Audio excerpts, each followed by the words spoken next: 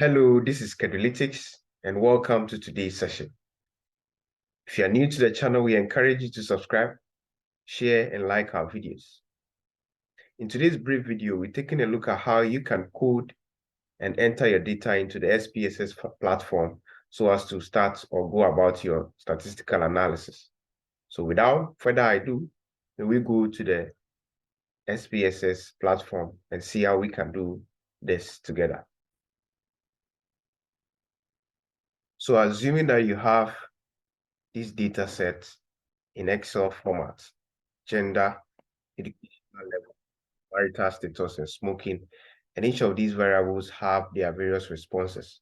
So for example, gender, we have male and female. Educational level, we have basic, non-secondary, tertiary. And then marital status, we have married, single, or widowed. And smoking status, so that the person smokes or does not smoke. So now we want to copy this information or data and send it to SPSS and see how we can do our analysis further over there. So here we are going to code our data set. So here we are going to say that males should be 1.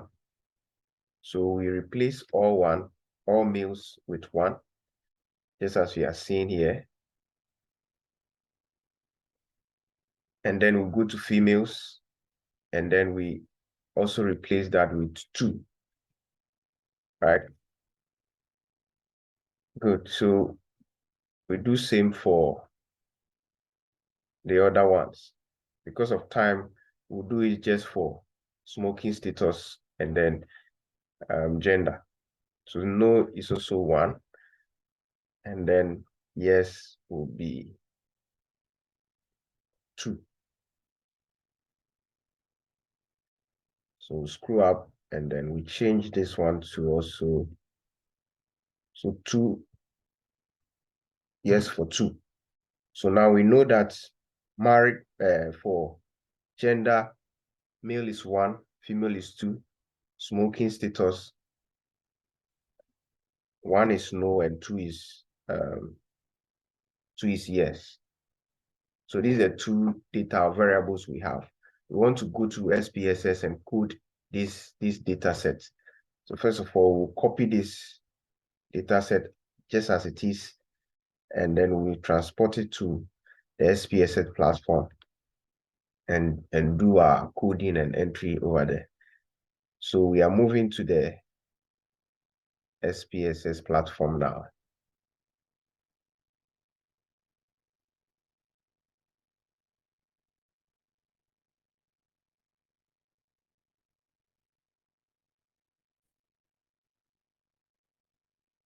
So here we are on the SPSS platform. We have the variable view, and then we have the data view. So the data view gives us opportunity to enter our data set just as it appears in the Excel.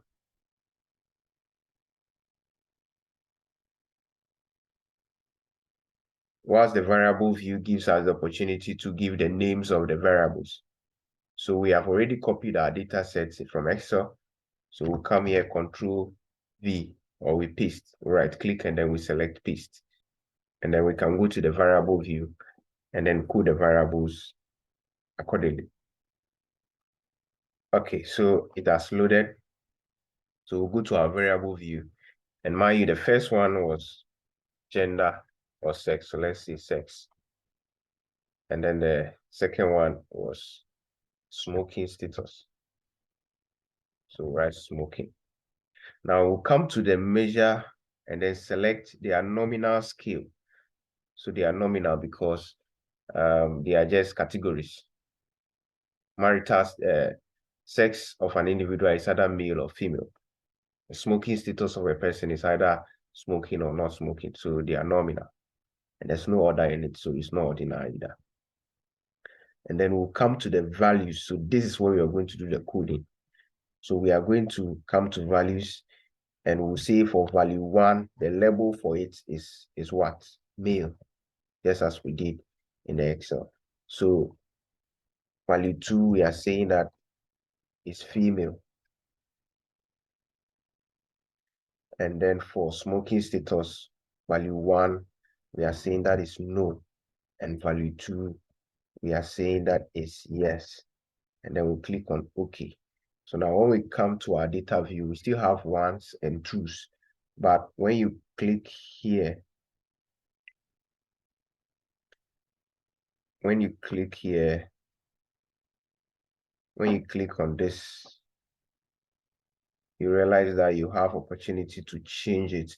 So now instead of having ones and twos, we have female and female, no and yes. We can also topple on this again and we go back to it. So you can keep toppling, and then you find that it is simply easily navigating between the word format and also the numerical format. So this is how you can code your variables or your data sets in SPSS so as to make your analysis so easy for you. You can easily topple from the numerical form to the word form.